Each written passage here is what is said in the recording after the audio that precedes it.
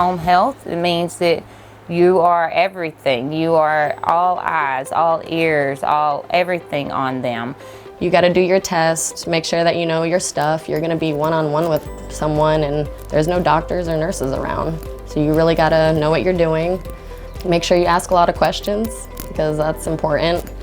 We have 3 tiers that we categorize our nurses with. Tier 1 is your general skills, which includes the G-tube, Mickey button, GJ tube, but not just limited to that, also making sure that our nurses are competent in doing a head-to-toe assessment, seizure precautions, and just really doing the best that they can be and should be doing for our clients.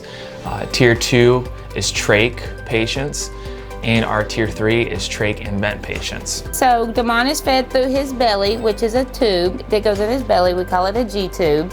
After his feeds, we flush him with water to give him the same water that we would get if we were drinking water.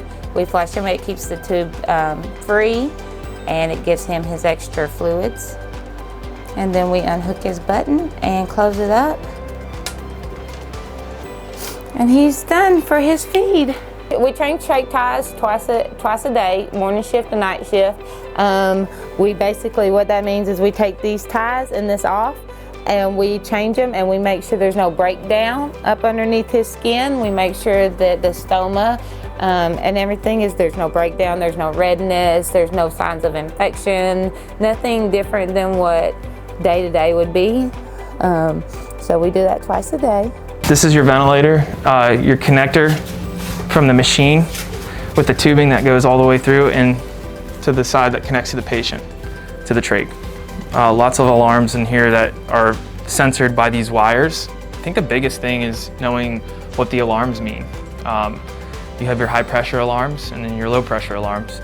You never have to mess with the settings of the ventilator. That's what scares most people, is they see all the buttons, and it might be overwhelming to them, but that's not something that you have to really worry about. It's just knowing what the alarms mean and how to properly take action.